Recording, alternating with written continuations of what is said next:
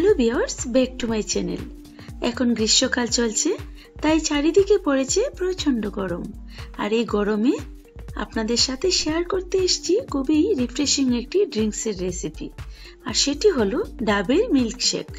আশা করছি রেসিপিটি আপনাদের খুব ভালো লাগবে।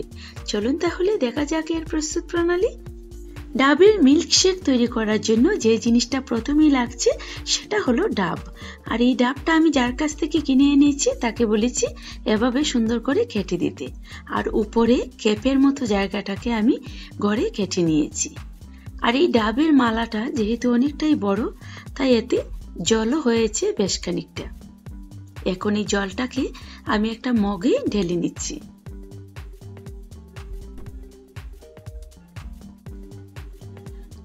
মগে জলটাকে ঢেলে সাইডে রেখে দিচ্ছি। এখন ডাবের মালা থেকে ডাবের শাঁসটাকে বের করে নিচ্ছি।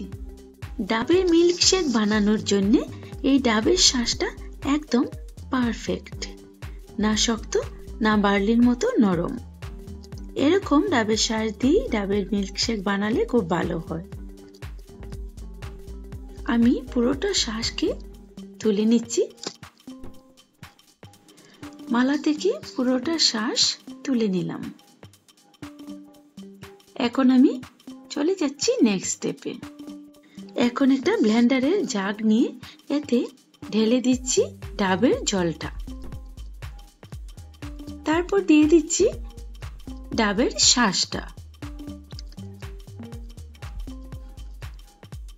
তারপর দিচ্ছি যতটা পরিমাণ ডাবের জল ছিল ঠিক ততটা পরিমাণ দিয়ে দিচ্ছি দুধ। তারপর দিচ্ছি 4 টেবিল চামচ পরিমাণ মতো চিনি। অনেক সময় দেখা যায় ডাবের জলটা খুবই মিষ্টি, সেক্ষেত্রে চিনির পরিমাণটা একটু কম দেয়া যেতে পারে। আবার কখনো দেখা যায় ডাবের জলটা একদম পাংশে, সেক্ষেত্রে চিনির পরিমাণটা একটু বাড়িয়ে দিতে হবে। তবে আপনারা আপনাদের স্বাদ মতো দিয়ে দেবেন।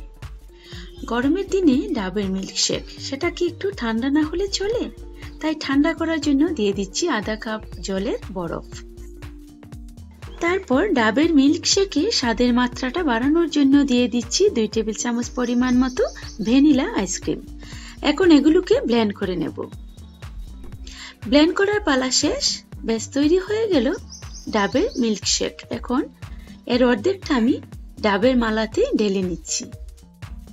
তারপর কাজু বাদাম, কাঠবাদাম, চেরি আর টুটি ফ্রুটি দিয়ে সাজিয়ে নিচ্ছি।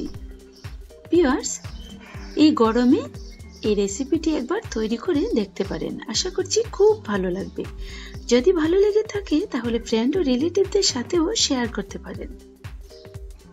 আর যারা আমার চ্যানেলটিকে এখনো সাবস্ক্রাইব করেননি তারা প্লিজ আমার চ্যানেলটিকে সাবস্ক্রাইব করে নেবেন। আজ তাহলে বিদায় নিচ্ছি, আবার দেখা হবে অন্য কোনো রেসিপি নিয়ে।